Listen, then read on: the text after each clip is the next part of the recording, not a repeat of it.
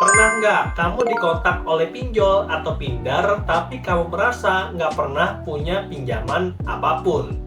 Nah, yang parah kalau pinjol dan pindar ini seolah-olah menagih ke kantor kita dan buat nama baik kita tercemar, bahkan berpotensi untuk kamu di PHK. Kita harus ngapain nih?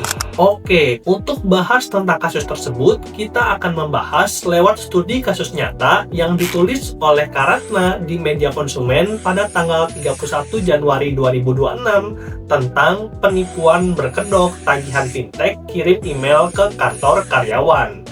Jadi, Karatna menerima 2 kali email penagihan yang nggak jelas ini dari mana. Melalui Media Konsumen, Karatna itu ingin sharing.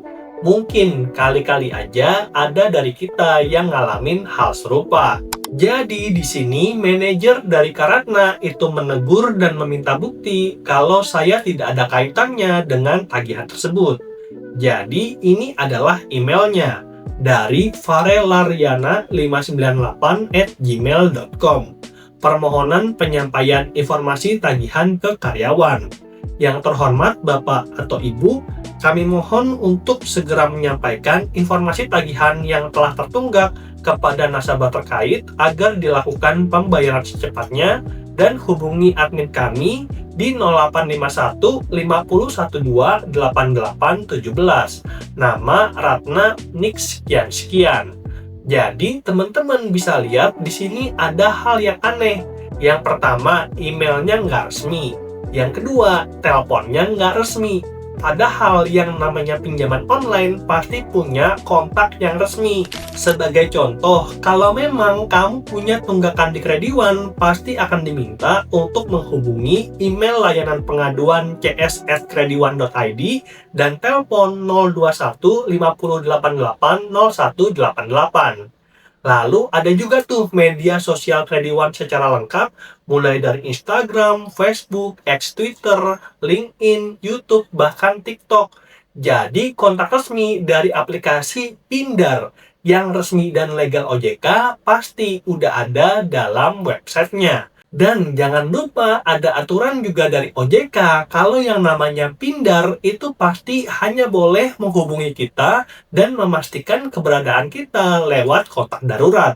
Nggak boleh tuh menghubungi kantor, karena kalau menghubungi kantor itu pasti bukan pindar legal kayak Krediwan, tapi pinjol ilegal.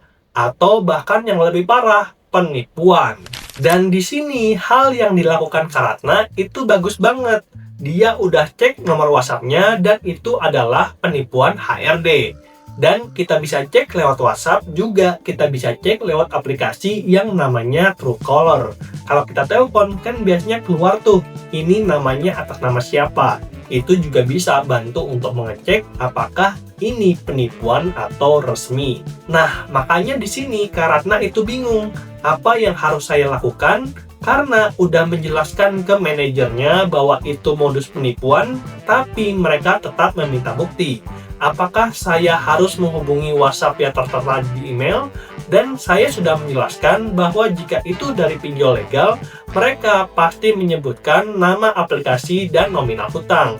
Tetapi ini hanya berisi nama dan nik saya, serta menyebutkan dari fintech digital. Fintech digital itu apa, bos? Jadi penipu, jangan nyusahin orang lah nih. Kasian nih Karatna, akhirnya dapat gangguan kayak gini ya.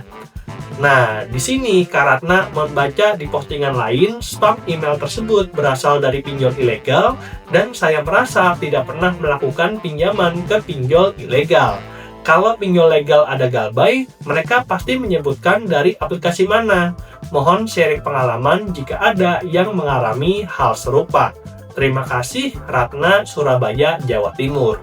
Oke, jadi kasus ini menarik ya, karena di sini posisinya Karatna adalah korban, mungkin karena nik informasinya itu sudah bocor.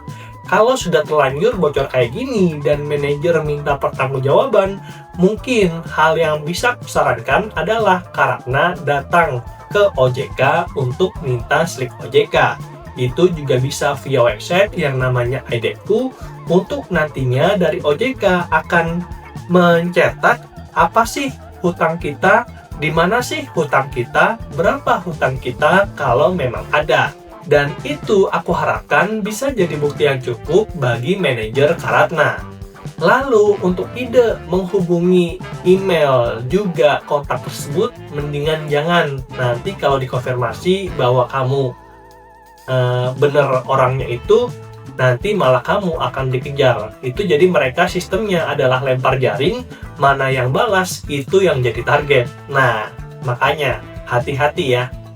Oke, mungkin itu aja sedikit saran dari aku untuk Karatna. Coba yang namanya download yang Klik OJK, dan kita bisa lakukan via website. Tutorialnya udah aku upload di video ini.